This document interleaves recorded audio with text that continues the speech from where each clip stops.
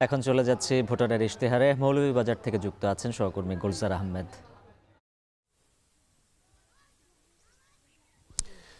যে জেলাতে সবুজের ঢেউ, চায়ের রাজ্য কিংবা পর্যটনের নগর হিসেবে অভিহিত, সেটি হচ্ছে সিলেট অঞ্চলের একমাত্র জেলা মৌলভীবাজার।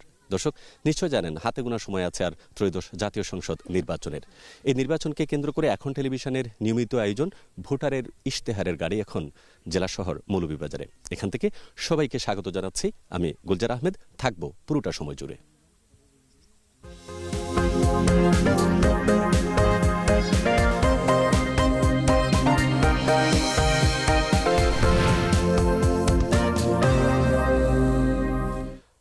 আমরা যে কথাটি বলতে চাই, অর্থাৎ গণতন্ত্রের জন্য নির্বাচন, যে নির্বাচনের জন্য দেশের প্রত্যেকজন নাগরিক অপেক্ষায়, সেই নির্বাচনের ইশতেহার নিয়ে আমাদের আজকের আলোচনা করার জন্য এই অনুষ্ঠানে যুক্ত হয়েছেন যারা, তাদের সাথে পরিচয় করিয়ে দিচ্ছে। আমার ডান দিকে আছেন ফয়সাল আহমেদ চৌধুরী, তিনি সদস্য কেন্দ্রীয় নির্বাহী কমিটি বিএনপি। আমার বাম দিকে আছেন জনাব খিজির জুলফিকার, তিনি হচ্ছেন সহ সাধারণ সম্পাদক বাংলাদেশ খেলাফত মজলিস। সবশেষে আছেন এহসান জাকারিয়া ডান দিকে, তিনি সিনিয়র যুগ্ম আহ্বায়ক এনসিপি মৌলভীবাজার। আছেন জনাব সোহেল, তিনি নাগরিক সমাজের প্রতিনিধি হিসেবে আজকে অংশগ্রহণ করেছেন। নিশ্চয়ই আপনারা জানেন যে নির্বাচন নিয়ে ভোটকেন্দ্রিক যে ভাবনা রাজনৈতিক দলগুলোর থাকে, সেই রাজনৈতিক দলের প্রতিনিধি হিসেবে যারা যুক্ত হয়েছেন, প্রথমে আমি জনাব ফয়সাল আহমেদ চৌধুরী, আপনার কাছে জানতে চাই, জেলা শহর মৌলভীবাজার, এখানে নিশ্চয় কৃষি, পর্যটন, উন্নয়ন, হাওর সবই আছে, মানুষের অনেক চাওয়া পাওয়া আছে। সেই জায়গায় এবারের যে নির্বাচন, এই নির্বাচনে আপনাদের ইশতেহারে দলীয় প্রার্থী যারা আছেন, তাদের আসলে কোন বিষয়গুলো প্রাধান্য দিচ্ছেন এবং ভোটারদের আগ্রহ বাড়ানোর জন্য কিংবা আপনাদের পক্ষে নিয়ে আসার জন্য কোন ধরনের প্রতিশ্রুতিতে আপনারা রয়েছেন? ধন্যবাদ আপনাকে এবং আপনার যারা আছেন আপনার সাথে সবাইকে। দুটি পাতা একটি কুড়ির দেশ, এবং কুড়ির পদদেশে বসে এই যে অনুষ্ঠানটা আপনারা করতেছেন, তার জন্য আমি আপনাকে ধন্যবাদ জানাচ্ছি মৌলভীবাজারবাসীর পক্ষ থেকে। মৌলভীবাজারের ন্যাচারাল যে বিউটি সারা বিশ্বের মধ্যে আপনারা এইভাবে তুলে ধরবেন, আমরা বসবো, কথা বলবো, এবং আমরা সারা বিশ্বের সাথে আমাদের যোগাযোগ স্থাপিত হবে। মৌলভীবাজার একটা ভিন্ন ধরনের একটা দেশ, ভিন্ন ধরনের জগৎ, দেশ বলা যাবে না, অঞ্চল। এই অঞ্চল কিন্তু মহান সৃষ্টিকর্তা এত সুন্দরভাবে করেছেন যে মনে হচ্ছে যে উনি উনার হাত দিয়ে এই অঞ্চলটাকে উনি তৈরি করেছেন। এই অঞ্চলের রাজনীতিও একটু ভিন্ন, এই অঞ্চলের মানুষের চিন্তা ভাবনা একটু ভিন্ন, এই অঞ্চলের মানুষও একটু ভালোভাবে সক্রিয়ভাবে থাকতে চায়। স্বাভাবিকভাবে নির্বাচন আসছে, নির্বাচন নিয়ে প্রত্যেকটা দল তাদের যারা অংশগ্রহণ করতেছেন তাদের ম্যানিফেস্টো, তাদের কার্যকলাপ, তারা কিভাবে দেশকে গড়তে চান তা নিয়ে কথা বলছেন। বাংলাদেশ জাতীয়তাবাদী দল, আপনারা জানেন যে বাংলাদেশের ইতিহাসের সমস্ত ক্রান্তি লগ্নে এই দলটা মানুষের পাশে দাঁড়িয়েছে।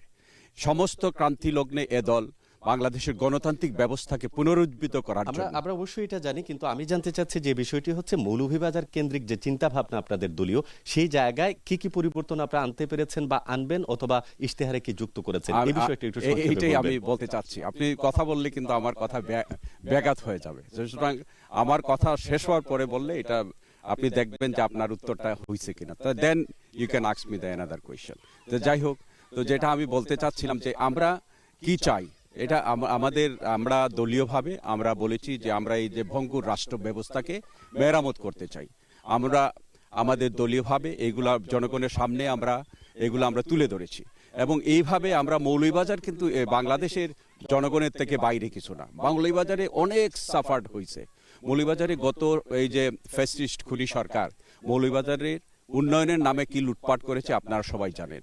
আমরা এই যে উন্নয়নগুলা, যেমন এই যে আমরা চায়ের দেশে আমরা বসে আছি, এই যে চা আজকে পৃথিবীর মধ্যে, মৌলভীবাজারের এই চাটা সারা পৃথিবীর মধ্যে সুনামধন্য ছিল, এই চাকেই ধ্বংস করা হয়েছে। আপনারা জানেন চা পরিকল্পিতভাবে এই চার বাজারকে নিম্নের দিকে নিয়ে আসা হয়েছে। তো এই যে প্রথম একটা, এই অঞ্চলের প্রথম একটা জিনিস, চাকে উন্নত জায়গায় নিয়ে যেতে হবে এবং বিশ্ব বাজারে যাতে আমরা পরিচয় করিয়ে দিতে পারি আমাদের চাগুলা। এই যে তারপরে দেখেন এই যে আমাদের যোগাযোগ ব্যবস্থা, মৌলভীবাজার এখন মনে হচ্ছে যে একটা ডিটাচড একটা এরিয়া। এই এরিয়ার সাথে আসলে ঢাকার কিংবা সিলেটের কোনো ইয়ে নাই, আমরা অর্থাৎ কোথায় আছি? মোটামুটি আমরা যে আপনি বিষয়টি বলতে চাচ্ছেন অবকাঠামোগত উন্নয়ন সহ যে আনুষ্ঠানিক যে পরিবর্তন সেগুলো আপনারা করবেন। আসবো আপনার কাছে, আমরা একটু খিজির মোহাম্মদ জুলফিকার আপনার কাছে জানতে চাই, আপনাদের দলীয় পক্ষ থেকে এই অঞ্চলের গণমানুষের জন্য বা ভোটারদের জন্য যে ইশতেহারগুলো প্রকাশ করেছেন সেই ইশতেহারে আপনাদের চিন্তাভাবনা কি কি পরিবর্তন আছে আপনি একটু কম সময়ের মধ্যে যদি বিশ্লেষণ করেন, যেহেতু আমাদের একটি নির্দিষ্ট সময় আছে, আমাদের জন্য সুবিধা হয়। ধন্যবাদ কর্তৃপক্ষকে, এখন টিভি কর্তৃপক্ষকে ধন্যবাদ। আমরা আমাদের ইশতেহারে যে অবকাঠামোর উন্নয়ন তো অবশ্যই হবে, পাশাপাশি নৈতিক অবক্ষয়, যুব সমাজের যে কিশোর গ্যাং, এদের বিরুদ্ধে এদেরকে মানে সংশোধন করে আমরা মূল স্রোতধারায় আমরা নিয়ে আসব। আর আমরা যে অবকাঠামোর সাথে সাথে রাজনগরে গ্যাস নেই, সদর উপজেলায় যে অঞ্চলে গ্যাস নেই, এদিকে গ্যাসের ব্যবস্থা আমরা করব। আমরা মেডিকেল বিভাগে, শিক্ষা বিভাগে কাজ করব। অর্থাৎ শিক্ষা, স্বাস্থ্য এবং সামাজিক নিরাপত্তাকে আপনারা প্রাধান্য নিরাপত্তাকে দিচ্ছেন। আমরা priority অসংখ্য দিচ্ছি। ধন্যবাদ। আপনি বলেছেন একটু এহসান জাকারিয়া এনসিপির যিনি প্রতিনিধিত্ব করছেন, সিনিয়র যুগ্ম আহ্বায়ক, আপনার কাছে জানতে চাই এই জেলাতে আপনাদেরও একজন প্রার্থী আছেন এবং এই এনসিপির কাছে মানুষের একটি পরিবর্তনের আশা ছিল, সেই জায়গা থেকে আপনাদের চিন্তা ভাবনার প্রতিফলন আসলে কিভাবে আপনারা ঘটাচ্ছেন? আমরা আসলে এই জেলার মধ্যে একজন প্রার্থী পেয়েছি। আমরা চা অধ্যুষিত এলাকা, বিশেষ করে শ্রীমঙ্গল কমলগঞ্জে আমাদের যিনি প্রার্থী তিনি এই চা শ্রমিকদের জন্য 132 দিন জেল খেটেছেন। আমাদের প্রার্থীর কথা যদি বলি, জেলার কথা, তাহলে আমার প্রার্থীর কথা বলতে হয় যে আমরা চা শ্রমিকদের মজুরি নিয়ে কাজ করব। সর্বপ্রথম যেটা, চা শ্রমিকদের মজুরি মাত্র 178 টাকা। আমরা চিন্তাধারা করেছি যে পার ঘন্টা 100 টাকা, তার মানে যদি 8 ঘন্টা একজন শ্রমিক কাজ করে তাহলে যেন সে 800 টাকা পায়, 800 টাকা পায়। এদিকে আমরা আবার চাঁদাবাজি, টেন্ডারবাজি, এগুলার বিরুদ্ধে আমরা কাজ করব। আমাদের ভীষণ পরিষ্কার, আমরা 5 আগস্টের পরে 2000 শহীদের রক্তের বিনিময়ে যে দেশ পেয়েছি, সেই দেশে স্বাধীনতা এবং গণতন্ত্র রক্ষায় আমরা সর্বদা সচেতন। অসংখ্য ধন্যবাদ আপনাকে। সবশেষ আসলে আসম সোহেল, আপনি নিশ্চয়ই তিনজনের বক্তব্য আপনি শুনেছেন। এই জায়গায় সুশীল সমাজের একজন প্রতিনিধি হিসেবে আপনার কি মনে হয় যে এই মৌলভীবাজার অবকাঠামোগত উন্নয়নের পাশাপাশি মানুষের মৌলিক পরিবর্তনের জন্য আর কি কি বিষয় প্রয়োজন হতে পারে, যুক্ত হতে পারে? ধন্যবাদ। আসলে বিষয়টা হচ্ছে এখানে হাওর অঞ্চল আমাদের এখানে আছে, কিন্তু হাওর আজকে যেভাবে দখল হচ্ছে, দূষণ হচ্ছে, এবং হাওরে যেভাবে আজকে পরিকল্পিতভাবে শিল্প স্থাপন করা বা ফিশারিজ করা হচ্ছে, এতে হাওর ধ্বংস হয়ে যাচ্ছে। এই যে আমরা এই যে সুন্দর পরিবেশে চা বাগানে বসে আছি, যারা চা উৎপাদন করে তাদের জীবনমানের অবস্থা খুবই খারাপ। তাদের জীবনমানকে আমরা কিভাবে উপরে নিতে পারি, তাদের যাতে সেখানে সাস্টেইন করতে পারে তারা। তৃতীয়ত, আমাদের এই চা বাগানে আমাদের এখানে কিন্তু অকশনের ব্যবস্থা আছে, কিন্তু সেটি নামমাত্র। এখনও চিটগের উপর নির্ভরশীল, কিন্তু উৎপাদন হবে এখানে, কাজ হবে চিটগে, এটা আমরা মানি না। সবচেয়ে বড় কথা হচ্ছে আমাদের এখানে প্রবাসী অধ্যুষিত এলাকা, এখানে কিন্তু একটা বিমানবন্দর খুবই প্রয়োজন। শমশেরনগরে একটা বিমান ঘাঁটি ছিল, এখানে বিমানবন্দর করা যেতে পারে, খরচ কম পড়বে। আমরা মনে করি এই প্রবাসী অধ্যুষিত জায়গায় এখানে বিমানবন্দরের খুবই প্রয়োজন। তাছাড়া আমাদের যে রেল লাইন যেটা আছে, যেটা আখাউড়া থেকে সিলেট যে রেল লাইন, সেটি খুবই একদম ভয়াবহ অবস্থা। এবং এখানে আমরা যে ডুয়েল গ্রেড যেটা বলে, মানে সেটি যদি এখানে করা হয়, এই তো পরিকল্পনা হয়েছিল কিন্তু কাজ করা হয়নি। এই অঞ্চলের মানুষ যোগাযোগের ক্ষেত্রে পিছনে আছে। সবচেয়ে বড় কথা হচ্ছে এটা পর্যটনের একটা বড় জায়গা, বড় খাত বাংলাদেশে, কক্সবাজারে পড়েই, কিন্তু এখানে পর্যটন শিল্প এখানে অবহেলিত হচ্ছে। একমাত্র কারণ হচ্ছে যোগাযোগ ব্যবস্থা। যোগাযোগ ব্যবস্থার উন্নয়ন না হলে পর্যটন শিল্পের বিকাশ ঘটবে না। অসংখ্য ধন্যবাদ আপনাকে। আসবো আমরাও। দর্শক নিশ্চয়ই জানেন আসলে রাজনৈতিক দলগুলো যে ইশতেহার ঘোষণা করেন সেটি আসলে দেশের জনগণের জন্য একটি রাজনৈতিক চুক্তিপত্র। এই চুক্তিপত্রে জনগণের কল্যাণকর হয় এমন সিদ্ধান্তই আসা আসলে সবাই প্রত্যাশা করেন এবং আশা করেন। আমরা আসবো আবার ওই অনুষ্ঠানে ফিরে, নিচ্ছি ছোট্ট একটা বিরতি। থাকুন আমাদের সাথেই। Amrapali fruit syrup, real magic in every drop.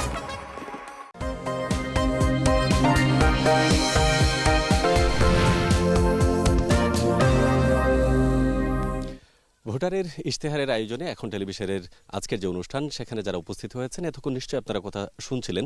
এবার এখানকার প্রান্তিক অঞ্চলের যারা ভোটার আছেন আমরা তাদের কথা শুনবো। কেননা এই অঞ্চলকে বলা হয় যে চায়ের রাজধানী এবং পর্যটনের আদর্শ একটা অঞ্চল। তো সেই জায়গায় নানান সংকট রয়েছে। আমাদের সাথে আজকে বেশ কিছু নাগরিক উপস্থিত আছেন যারা ভোটে তাদের মতামত প্রদান করবেন। আমরা এখান থেকে আসলে কারো কাছে প্রশ্ন একটু জানতে চাই। আপনি কি ওনাদের কাছে আপনাদের কোনো প্রশ্ন আসে কিনা অঞ্চল নিয়ে? আমি মাজহারুল ইসলাম। প্রশ্নটা করেন। আমার প্রশ্ন হচ্ছে, আমার বিজ্ঞ সঞ্চালক ভাই বলেছেন আমাদের মৌলভীবাজারে সব কিছু আছে, কিন্তু নেই একটি জিনিস, আমাদের সেই মেডিকেল কলেজ। আমাদের ভাইয়েরা যারা এখানে উপস্থিত হয়েছেন, স্বাস্থ্য সেবার কথা বলছেন, আমরা বুঝতে পেরেছি। আরো প্রশ্ন আছে, আপনি একটি প্রশ্ন করতে চাচ্ছিলেন, যদি বলেন প্রশ্নটা খুব সংক্ষেপে বলবেন। ধন্যবাদ এখন টেলিভিশনকে। আসলে আমাদের যারা প্রতিনিধিত্ব করছেন এখানে যারা প্রার্থী, তাদের কাছে আমাদের আপনারা জানেন ঔপনিবেশিক আমল থেকে আমরা কিন্তু চা শ্রমিকরা বঞ্চিত এবং শোষিত বলা হচ্ছে। প্রশ্নটা আপনি স্পেসিফিকলি প্রশ্নটা আপনার। আমরা চাচ্ছি একটি চা শ্রমিকদের সবচেয়ে বড় একটা প্রবলেম হচ্ছে এই মৌলভীবাজার জেলার বিভিন্ন উপজেলায়, বিশেষ করে কমলগঞ্জে 22টি চা বাগান। এই 22টি চা বাগানের 17টি চা বাগানই কিন্তু এখন পর্যন্ত প্রাথমিক বিদ্যালয় সরকারিকরণ করা হয় না। মানে চা শ্রমিকদের যে সকল সুযোগ সুবিধা আছে সেটি আলোচনায় আসছে, আমরা তারপর আবার প্রশ্ন করব। অসংখ্য ধন্যবাদ আপনাকে। আরেকটি প্রশ্ন আমরা একটু জানতে চাই, আপনার যদি কোনো প্রশ্ন থাকে। আমার প্রশ্ন হচ্ছে, এখানে অনেক রাজনীতির নেতৃবৃন্দ আছেন এবং হাওর এবং পরিবেশ কর্মী আছেন, যে হাওর বিগত 17 বছর যাবৎ যে হাওরের যে বেহাল দশা, দখলদারিত্ব এবং বিভিন্ন নামী বেনামি কোম্পানিকে দেওয়া হয়েছে, এগুলো পরিবেশে নিয়ে আসা। ধন্যবাদ আপনাকে। এখানে আমার ডান দিকে বাম দিকে আরো কিছু সাধারণ ভোটার আছেন, আমরা তরুণ সমাজের একজন প্রতিনিধির সর্বশেষ একটা প্রশ্ন নিতে চাই, আপনার যদি কোনো প্রশ্ন থাকে। আসসালামু আলাইকুম, আমি আক্তার হোসেন, সাধারণ একজন তরুণ সমাজ হিসাবে আমার যে প্রশ্নটা হচ্ছে, আমাদের শহরতলি যে প্রত্যেক জায়গা জমি আছে সবগুলো রেজিস্ট্রারি। আমি যেই শহরে বর্তমানে টিভির মাধ্যমে আছি, এই জায়গাটা রেজিস্ট্রারি নয়, একার দলিলে যেখানে এখানে 5 থেকে 10,000 মানুষ বসস্থান করে। আমাদের একটাই দাবি, যারা প্রতিনিধি আসবে কমলগঞ্জ এবং শ্রীমঙ্গল এবং মৌলভীবাজার, আমি তাদের কাছে বিনয় অনুরোধ করবো, আমাদের পায়ের মাটি যেন রেজিস্ট্রারি অন্তর্ভুক্ত হয়। স্বৈরাচার আমলে কিন্তু হয় নাই। আমরা যারা নতুন আসবে তাদের মালিকানা যেটি ভূমির মালিকানা আসবো আপনার, আমরা একটু আবার যারা আমাদের অতিথি আছেন তাদের কাছে এই প্রশ্নের উত্তরগুলো আমরা জানতে চাই। শুরুতেই নিশ্চয়ই আপনি প্রশ্নগুলো শুনেছেন, জনাব ফয়সাল আহমেদ চৌধুরী, আপনার জবাবে আসলে কি বলবেন? স্বাস্থ্য সেবার যে কথা প্রশ্নটা, এটা আমি একমত। স্বাস্থ্য সেবা আমাদের খুবই খুবই খুবই নিম্নমানের। এখানে এটা উন্নতি করতে হবে। আমাদের মেডিকেল কলেজ হতেই হবে এমন ধরনের কোনো কিছু নাই, কিন্তু হসপিটালটা উন্নত মানের হতে হবে। হসপিটালটা আমাদের খুবই মানে নিম্নমানের সার্ভিস দিতেছে এইখানে। প্রত্যেকটা, যেমন আমাদের যে কেউ স্ট্রোক করে তাহলে তার সার্ভাইভ করার সুযোগ নাই। তাদের যদি সামান্য হেমারেজ হয়, ব্রেন হেমারেজ, তাহলে দেখা যাচ্ছে ওই লোকটা কিছুক্ষণ পরে মারা যাচ্ছে। জরুরি চিকিৎসা সেবার খাত এখানে উন্নত করা, ইমিডিয়েটলি প্রয়োজন। পরবর্তী পর্যায়ে আমরা মেডিকেল কলেজ আমাদের অন্য অন্য জায়গায় যেগুলো হয়েছে, এইগুলো নামের মেডিকেল কলেজ আমরা চাই না। বিভিন্ন জায়গাতে গত সরকার নামের মেডিকেল কলেজ করেছে, বিল্ডিং করেছে, কিন্তু এখানে কোনো ধরনের কোনো শিক্ষা নেওয়া হয় না, কোনো কিছু করা হয় না। তারপরে বলছেন যে চা বাগানের, এটা আমি একদম একমত এ ভাইয়ের সাথে, যে চা শ্রমিকরা কিন্তু ন্যায্য তাদের পাওনাগুলা, এটা মানে ওই যারা এই ঔপনিবেশিক সময় থেকে এখনো পাচ্ছে না। এবং গত সরকার অত্যন্ত পরিকল্পিতভাবে এই চা ইন্ডাস্ট্রিকে ধ্বংস করতে চাইছে। এটা বিদেশিরা এইখানে বিভিন্ন ইন্ধন দিছে তাদের মার্কেট এখানে করার জন্য।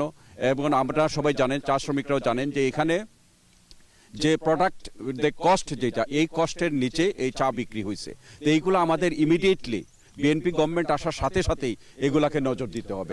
এবং ভেরি ইম্পর্টেন্ট থিং, যে এডুকেশন সিস্টেম এখানে প্রত্যেকটা স্কুলকে, প্রত্যেকটা প্রাইমারি স্কুলকে সরকারিকরণ করতেই হবে, এটার বিকল্প কিছু নাই। আপনাকে অসংখ্য ধন্যবাদ, আমরা জবাব পেয়েছি। আমরা জুলফিকার, আপনার কাছে আসলে জানতে চাই, এখানে আরেকটা প্রশ্ন ছিল হাওর নিয়ে, বিশেষ করে হাওরের দখলদারিত্ব, সুষ্ঠু ব্যবস্থাপনা। এই জায়গায় আপনাদের দলীয় কোনো চিন্তাভাবনা আছে কিনা? আর যদি আপনারা রাষ্ট্র ক্ষমতায় আসেন কিংবা আপনাদের প্রতিনিধি নির্বাচিত হন, সেই জায়গায় এর পরিবর্তন কতটুকু করবেন? ধন্যবাদ। শুধু এই প্রশ্নের উত্তরটি আপনার কাছে। এই প্রশ্নের দখলদারিত্ব, বিভিন্ন আরএফএল সহ বিভিন্ন কোম্পানি এখানে কিছু জায়গা কিনছে, কিছু জায়গা দখল করছে। এগুলোর বিরুদ্ধে আমরা সোচ্চার হব। এদের বিরুদ্ধে আমরা খুব কঠিন কর্মসূচি নিব। গভর্নমেন্টে গেলে বা বিরোধী দলে থাকলেও আমরা এটার পদক্ষেপ নেব। পাশাপাশি বিভিন্ন রাজনৈতিক ব্যক্তিবর্গ আছেন আমাদের মৌলভীবাজারের লোকাল, এরও ব্যক্তি মালিকানাধীন বিভিন্ন জায়গা দখল করেছে অর্থাৎ তাদের আপনারা সেটা বিরুদ্ধে প্রতিরোধ করবেন এবং প্রতিরোধ উদ্ধার করব করে এবং সাধারণ তাদের জনগণ তালিকা যেটি প্রকাশ চাচ্ছেন করব। সেটি আপনারা প্রকাশ মানে ব্যবস্থা নেবেন। ব্যবস্থা অসংখ্য ধন্যবাদ জনাব এহসান জাকারিয়া। আপনাকে যদি সেম প্রশ্নটা করা হয় খুব মানে 1 মিনিটের মধ্যে আপনার জবাবটুকু দেবেন। আমরা আসলে এই একটা অনলাইন ভিত্তিক তালিকা প্রকাশ করব, অমুক অমুক জায়গা দখল করেছেন, এরপরে ওনাদের প্রতিরোধ করব। আর চা শ্রমিকদের কথা আরবার বলতে হয়, ওনাদের ভূমির ব্যবস্থার জন্য আমরা কাজ করব এবং ওনাদের মজুরি বৃদ্ধির কাজ করব। জনাব সোহেল, আপনি বলছিলেন অনেক বিষয়গুলো, এখান থেকে প্রশ্নটা উঠে আসছে এই জায়গা থেকে যদি চা বাগানের যে পদ্ধতিগত বিষয়গুলো চলে আসছে তার পরিবর্তন ঘটে, পর্যটনের যদি উন্নয়ন হয় এবং আপনি যোগাযোগ ব্যবস্থার কথা বলেছেন, করলে সার্বিকভাবে এই অঞ্চলের মানুষের উপকার হওয়ার পাশাপাশি আর্থিক পরিবর্তনটা আসলে কতটুকু হতে পারে? ধন্যবাদ। একটা জিনিস বলা হয়নি, সেটি হচ্ছে যে এই অঞ্চলে আবার আদিবাসীদের একটা বিরাট একটা অবস্থান রয়েছে, সাংস্কৃতিক বৈচিত্র্যতা আছে এই অঞ্চলে, বিশেষ করে মণিপুরি এবং খাসিয়া। এখানে মানে আমরা বলি কি যে বৈচিত্র্যের বন্ধন আছে, এখানে বৈচিত্র্যের বন্ধন। এবং সবচেয়ে বড় যে কথাটি সেটি হচ্ছে যে এখানে এদের এই যে ভূমির উপরে এদের অধিকার নেই, খাসিদের বা আরও যারা আদিবাসী আছেন, আমরা বলি তাদের ভূমির উপরে অধিকারটা খুবই প্রয়োজন। আরেকটা যে জিনিস সেটি বড় প্রয়োজন সেটি হচ্ছে সার্বিক যদি কাজ যেটি আছে, যেখানে 500 শয্যার হাসপাতালের কথা বলা হয়েছে মৌলভীবাজার, এটি যদি করা হয়, কিছুদিন আগে এটা ঘোষণা হয়েছে যে 500 আসনের হাসপাতাল হবে, এটি যদি হয়, ডাক্তার যদি আসে এবং এখানে যদি এটিকে সুষ্ঠুভাবে যদি তদারকি করা হয়, তাহলে আমাদের স্বাস্থ্য ব্যবস্থার উন্নতি হবে। আর শেষ কথা যেটি হচ্ছে, এখানে চা বাগানের যে ভাইটা বলেছেন, চা বাগানে কিন্তু পর্যাপ্ত স্কুল নেই। আমাদের কথা হচ্ছে মৌলভীবাজার শিক্ষায় পিছিয়ে আছে একমাত্র হাওর, চা বাগান, এইসব অঞ্চলগুলোতে, আদিবাসী অঞ্চলগুলোতে স্কুলগুলো নেই, যার ফলে তারা পড়াশোনায় পিছিয়ে গেছে এবং সার্বিকভাবে সূচকে মৌলভীবাজার কিন্তু শিক্ষার মান কমে। তো আমার মনে হয় এই বিষয়টা যদি আমরা গুরুত্ব দিই এবং আমাদের যারা নির্বাচিত প্রতিনিধি হবেন, যারা ক্ষমতায় যাবেন, হ্যাঁ, তাদের কাছে আমাদের দাবি থাকবে যে মৌলভীবাজার আসলেই একটা বৈচিত্র্যময় একটা মেলবন্ধন আছে এখানে। এটিকে আমরা যদি পর্যটনের জায়গা, বিদেশে প্রবাসীদের জায়গা, সবচেয়ে বড় কথা হচ্ছে প্রকৃতির একটা অপরূপ জায়গা, এটিকে বাঁচানো দরকার। অসংখ্য ধন্যবাদ আপনাকে। আমরা শেষ করতে চাই, জনাব ফয়সাল আহমেদ চৌধুরী, একটি বিষয় এখানে আসছে যে বিভিন্ন ধরনের উপজাতিদের বসবাস এখানে আছে, এই যে সাংস্কৃতিক মেলবন্ধন, আপনি খুব 30 সেকেন্ডের মধ্যে এই জবাবটা দেবেন। আপনার দল যদি ক্ষমতায় আসে, এই জায়গায় সাংস্কৃতিক দিক থেকে বা তাদের ঐতিহ্যগত দিক থেকে ধরে রাখার প্রয়াস আপনাদের কতটুকু থাকবে? এটা খুবই ইম্পর্টেন্ট। সবাই যেটা বলছেন যে এখানে আমাদের এই যে অনেক উপজাতিরা বসবাস করেন দীর্ঘদিন থেকে, এটা বিভিন্ন সময় ঐতিহাসিকভাবে ওনারা এখানে এসে আমাদের সমাজে কন্ট্রিবিউশন করছেন, তাদের অনেক কিছু আমরা কিন্তু ঋণী ওনাদের কাছে, এই উপজাতিদের কাছে আমরা ঋণী, এই চা শ্রমিকদের কাছে আমরা ঋণী। কিন্তু তাদের ঋণ পরিশোধ করার সময় এখন আমাদেরকে তাদের পর্যাপ্ত শিক্ষা ব্যবস্থা যেটা, এটা ভেরি ইম্পর্টেন্ট, ওরা অনেক পেছনে আছে এগুলা, এবং সরকারিভাবে উদ্যোগ নেওয়া হবে যে তাদেরকে উচ্চশিক্ষায় বিভিন্ন জায়গাতে যাতে প্রেরণ করা হয় এবং তাদের প্রত্যেকটা বাচ্চারা যাতে মানে স্কুলে প্রবেশ করতে পারে, এই এনশিওরস বিএনপি গভর্নমেন্ট করবে আগামীতে ইনশাল্লাহ, এটা আমাদের ম্যানিফেস্টোে আছে। সুতরাং এই শিক্ষা ব্যবস্থা থেকে শুরু করে তাদের সাংস্কৃতিক অধিকার, তাদের রাজনৈতিক অধিকার, তাদের সমস্ত অধিকারকে, অর্থাৎ নাগরিক সুবিধার যে সকল অধিকার আছে সবই পাবে। অসংখ্য ধন্যবাদ ফয়সাল আহমেদ চৌধুরী। একদম মানে 30 সেকেন্ডে জনাব জুলফিকার, আপনি একটু বলবেন এই বিষয়টা। এই বিষয়টা মূল স্রোতধারায় এই পিছিয়ে পড়া জনগোষ্ঠীকে, ক্ষুদ্র নৃগোষ্ঠীকে আমরা মূল স্রোতধারায় নিয়ে আসবো, যা করণীয় সব কিছু আমরা পদক্ষেপ। অসংখ্য ধন্যবাদ। এনসিপির এহসান জাকারিয়া, 10 সেকেন্ড। এক কথায় বলি, আমরা যেমন বাংলাদেশের নাগরিক, আমাদের নৃগোষ্ঠী ভাইয়েরা বাংলাদেশের নাগরিক, আমরা যেমন সুযোগ সুবিধা পাই, সেম সুযোগ সুবিধা যাতে তাদের পায় সেই কাজ করবো আমরা। অর্থাৎ বৈষম্যহীন যে রাষ্ট্রের কথা আপনারা বলছিলেন, যে বৈষম্যহীন রাষ্ট্র ব্যবস্থা গড়ে উঠবে, অবশ্যই এটা আমরাও প্রত্যাশা করি, কারণ এই দেশটা বা প্রত্যেকজন নাগরিকের, প্রত্যেকজন মানুষের তার স্বপ্ন, তার আশা এবং তার প্রত্যাশা সবকিছু তৈরি হয় এই ভূমিকে কেন্দ্র করেই। সুতরাং রাষ্ট্রের প্রতিজন ভূমিপুত্র তার নাগরিক অধিকার সমানভাবে উপভোগ করুক আগামী নির্বাচনের মাধ্যমে, এটি আমাদের চাওয়া। সুপ্রিয় দর্শক, আগামীকাল খোয়াই তীরবর্তী অঞ্চল হবিগঞ্জ থেকে একই সময় প্রচারিত হবে এখন টেলিভিশনের বিশেষ আয়োজন ভোটারের ইশতেহার। সেই অনুষ্ঠান দেখার আমন্ত্রণ জানিয়ে শেষ করছি আপাতত চায়ের রাজধানী মৌলভীবাজার থেকে। সবাই ভালো থাকবেন, সুস্থ থাকবেন, আল্লাহ হাফেজ।